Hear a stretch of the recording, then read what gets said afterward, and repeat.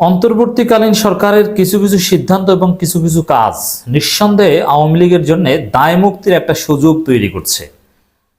আওয়ামী লীগ ভবিষ্যতে এই অন্তর্বর্তীকালীন সরকারের বিতর্কিত কাজগুলো আন্তর্জাতিক গ্রাউন্ডে ব্যবহার করবে এবং ব্যাপক আলোচিত হবে, এবং দেশেও যে ন্যায় বিচার হবে তাদের জন্য, সেই ন্যায় বিচারের ক্ষেত্রে তারা অ্যাডভান্টেজ পাবে।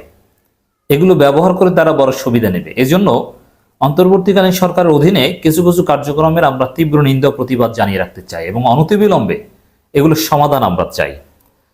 দর্শক, চমৎকার একটা রিপোর্ট বাংলা ট্রিবিউন করেছে, ঢাকা ট্রিবিউন করেছে। যদিও তাদের নানান রিপোর্টের সাথে আমরা দ্বিমত পোষণ করি, এখনো তাদের এডিটোরিয়াল পলিসির সাথে আমাদের গুরুতর আপত্তি আছে, কিন্তু তারপর কিছু কিছু রিপোর্ট সত্যি প্রশংসনীয়। এইসব রিপোর্ট পড়লে আপাতত মনে হবে যে আওয়ামী লীগের দালাল, কিন্তু আমি মনে করি এই রিপোর্টের মধ্যে আওয়ামী লীগের দালালি থাকলেও এটা অন্তর্বর্তীকালীন সরকার বিপ্লবীদের জন্য শিক্ষা। গ্রেপ্তার নাটক, দুর্বল মামলা, রিমান্ড ব্যতিক্রম নেই অন্তর্বর্তীকালীন সরকারের সময়ও। এ ধরনের মামলার প্রকৃত আসামিদের বিচার কতটা সম্ভব তা নিয়ে সংশয়।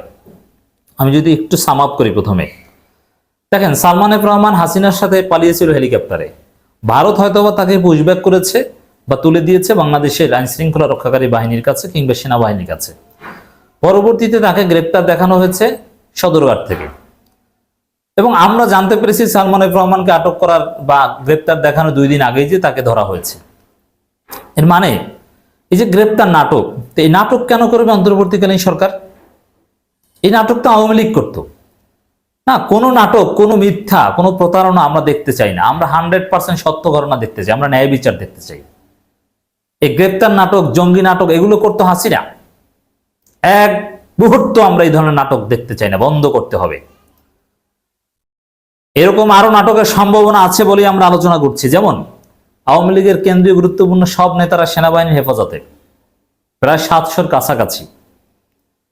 তারপরে তাদেরকে বলবে খিলক্ষেত থেকে গ্রেপ্তার, সদরঘাট থেকে গ্রেপ্তার। এইসব ফাজলামি আমরা দেখতে চাই না। স্পষ্ট বলতে হবে যে তারা আমাদের হেফাজতে ছিল, এখন গ্রেপ্তার দেখালাম। নাটক চলবে না। হাসান মাহমুদ সেনাবাহিনীর কাছে আছেন, গ্রেপ্তার দেখানো হয়নি। পলক সেনাবাহিনী হেফাজতেই ছিলেন অনেকদিন যাবৎ, বলা হচ্ছে যে খিলক্ষেত থেকে গ্রেপ্তার। শামসুল হক টুকু, অমুক তমুক ছাত্রলীগের সাধারণ সম্পাদক, ঢাকা বিশ্ববিদ্যালয় শাখার, বেশ আগে সেনাবাহিনী হেফাজতে, বলছে যে অমুক জায়গা থেকে গ্রেপ্তার করা হচ্ছে। সেই দানব সেনা কর্মকর্তা বরখাস্ত জিয়াউল আহসান, তাকেও বিমান থেকে ধরে এনে সেনাবাহিনী হেফাজতে রেখেছিল, আর বলা হচ্ছে তাকে অমুক জায়গা থেকে গ্রেপ্তার করা হচ্ছে। পরবর্তীতে বিতর্কের মুখে ডিএমপি তাদের প্রেস রিলিজ সংশোধনী করছে যে তারা গ্রেপ্তার করেনি, সেনাবাহিনী তাদের হাতে তুলে দিয়েছে। হ্যাঁ, এভাবে সত্য কথা বলতে হবে যে অমুক সময় সেনাবাহিনী তাদের হাতে তুলে দিয়েছে। That's it. কোনো নাটক আমরা দেখতে চাই না। এই নাটকগুলো এই অন্তর্বর্তীকালীন সরকারের নৈতিকতাকে প্রশ্নবিদ্ধ করে। এবং এই যে গ্রেপ্তার নাটক শব্দটা আমরা বলতে পারছি, এটা তো আমরা আমাদেরই জনগণের সরকারের কাছ থেকে চাই না। এগুলো ভবিষ্যতে আওয়ামী লীগ ব্যবহার করবে, সুবিধা নেবে যে আমাদের সাথে ভাবে নাটক করা হয়েছে। এগুলো অন্যায়, এগুলো মিথ্যা, এগুলো সততা, প্রতারণা। কেন করা হবে? এগুলো উচিত নয় একেবারেই। তারপরে দেখেন, এই দুর্বল মামলা নিয়ে আমরা কথা বলেছি। শেখ হাসিনাকে ঢালাওভাবে যেভাবে সব জায়গায় আসামি করা হচ্ছে, শেখ হাসিনাকে সব জায়গায় এভাবে দোষী সাব্যস্ত করা আদৌ যাবে না। শেখ হাসিনাকে কমান্ডিং রেসপন্সিবিলিটি হিসেবে তাকে আসামি করা হলো। বিভিন্ন জায়গায় এমন এমন লোককে আসামি করা হয়েছে, তাদেরকে ওইখানে আসলে শাস্তির মুখোমুখি করা যাবে না, বরং এই ভিআইপিদের আসামি করার কারণে আসল অপরাধীরা ধরাছোঁয়ার বাইরে চলে যেতে পারে। সালমান এফ রহমানকে যেভাবে আসামি করা হচ্ছে, ওখানে সালমান এফ রহমানের সম্পৃক্ততা থাকার কথা নয়, আন্দাজের উপর। এই যে একটা খবর আপনারা শুনছেন, আনিসুল হক হাসেন প্রশ্ন শুনে রিমান্ডে। কেন হাসেন? আমার তো মনে হয় এই কারণে আসেন যে মামলার মেরিট নেই। এবং রিমান্ডের যে ঘটনাটা ঘটেছে, রিমান্ডে নেওয়ার আগে বিশেষ করে আনিসুল এবং সালমান এফ রহমান, তাদের পক্ষে আইনজীবী দাঁড়ায়নি, কথাটা ঠিক নয়। আইনজীবী দাঁড়াতে দেওয়া হয়নি, আইনজীবীদের বাধা দেওয়া হয়েছে। তাদের পক্ষে আইনজীবী দাঁড়াতে এসেছিল, আমরা খোঁজখবর নিয়ে জানতে পেরেছি। সেখানে তাদেরকে ধাওয়া করে তাদেরকে ওখান থেকে স্থান ত্যাগ করতে বাধ্য করা হয়েছিল। তো এই যে আইনজীবী দাঁড়াতে দেওয়া হয়নি, একজন ভয়ানক অপরাধী, খুনি হাসিনার পক্ষে আইনজীবী থাকবে, এটাই আমরা চাই। আইনজীবী থাকা মানে কি? আইনজীবী কি তাকে দায় মুক্তির চেষ্টা করবে এই জন্যই কি আইনজীবী? না, ন্যায় বিচার নিশ্চিত করার জন্য আইনজীবী। আইনজীবী ছাড়া আমাদের প্রচলিত বিচারিক কাঠামে ন্যায় বিচার হয় না, ভারসাম্যপূর্ণ বিচার হয় না। এজন্যে সালমান এফ রহমান এবং আনিসুল হকের আইনজীবী নিশ্চিত করে তার আইনজীবীদের কথা বলার সুযোগ দিয়ে রিমান্ড মঞ্জুর করা উচিত ছিল। তো এই যে একপাক্ষিক রিমান্ড চেয়েছে আর 10 দিন রিমান্ড দিয়ে দিয়েছে, আমি মনে করি যে এটা ঠিক হয়নি। এবং লোহার খাঁচা সরিয়ে ফেলানো হয়েছে, আমরা ধন্যবাদ জানাই সালমান এফ রহমান, আনিসুল হক বা কাউকে, হাসিনাকে কাউকে লোহার খাঁচায় রাখা হোক, এটা আমরা চাই না। আমরা এই ভয়ানক অপরাধীদের মৃত্যুদণ্ড চাই। তারা যেটা করেছে, অনেক বছর, অনেকবার, এক একজনকে কয়েকশো বার করে মৃত্যুদণ্ড দেয়া যায়, কিন্তু মৌলিক মানবাধিকার বা আইন বা নিয়ম যেটা বলে আইনের দৃষ্টিতে সবাই সমান বা যে ট্রিটমেন্ট পাবে বা ডিভিশনের যে সিস্টেম রয়েছে, আমরা এইসব সংবিধান, বর্তমান সংবিধান, হাসিনের সংবিধান মানি না। কিন্তু নতুন যে সংবিধান হবে সেখানেও তো এই বিষয়গুলো অবশ্যই যোগ করা হবে। তো এই জন্যে এই কাজগুলো করা যাবে না।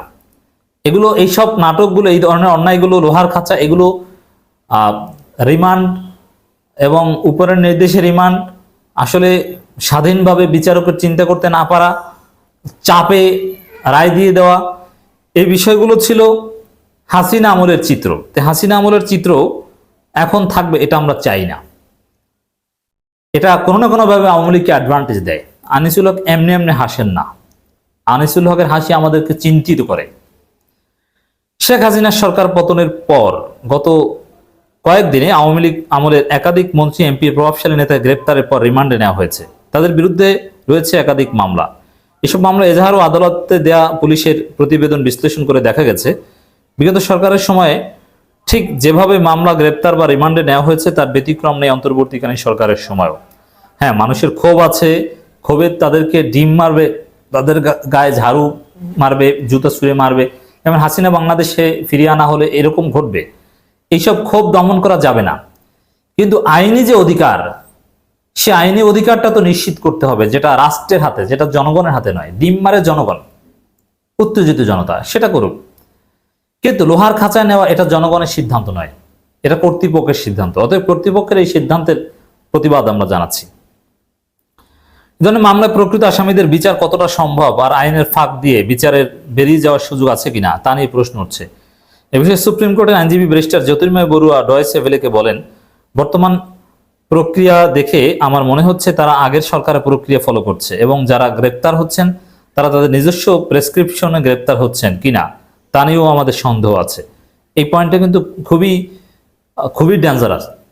যারা গ্রেপ্তার হচ্ছেন তারা নিজেরাই ঠিক করে দিচ্ছেন কিনা যে আমাকে এইভাবে অমুক জায়গাতে গ্রেপ্তার দেখাও।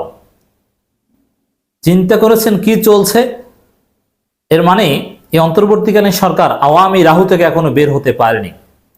নানান সিস্টেমে, নানান দুর্বল সিদ্ধান্তের মাধ্যমে আওয়ামী লীগকে এভাবে অ্যাডভান্টেজ দেওয়া হচ্ছে। আমরা আগে আপনাদেরকে শুনিয়েছিলাম যে ডিসিরা, সব ডিসি এখনো আওয়ামী লীগের, এবং এখনো তলে তলে তারা আওয়ামী লীগের নেতাদের সাথে, পলাতক নেতাদের সাথে যোগাযোগ রাখে, আবার উপরে উপরে বিএনপি জামাতের সাথে বৈঠকও করে। অতএব এই বিষয়গুলো সমাধান করতে হবে। আমরা সুন্দর সমাধান চাই, ন্যায় বিচার চাই। কোনো ঢালাও মামলা, গাইবি মামলা, আন্দাজে মামলা, ঢালাও রিমান্ড, লোহার খাঁচা, এগুলো চাই না। আনিসুল হক, সালমান এফ রহমান, এরা ভিআইপি, এদেরকে ডিভিশন দেওয়া হবে, এদেরকে হাত করা পরানো হবে না, দড়ি দিয়ে বাঁধা হবে না। কোনো সিনিয়র কিংবা ভিআইপি লোককে আমরা তার মৃত্যুদণ্ড চাই, কিন্তু দড়ি দিয়ে বাঁধা, ডান্ডাবেরি পরানো, যার বিরুদ্ধে আমরা অনেক কথা বলেছি, বিএনপি জামাতের সাথে যে আচরণ করা হয়েছে, সেই আচরণ আমরা চাই না। হ্যাঁ, বুলেট প্রুফ জ্যাকেট এবং হেলমেট পরাতে পারে, যেহেতু জনগণ ডিম মারতে পারে, ঝাড়ু মারতে পারে, জুতা মারতে পারে, কিন্তু দড়ি দিয়ে বাঁধা এটা আমি সমর্থন করি না। এগুলো বন্ধ করতে হবে।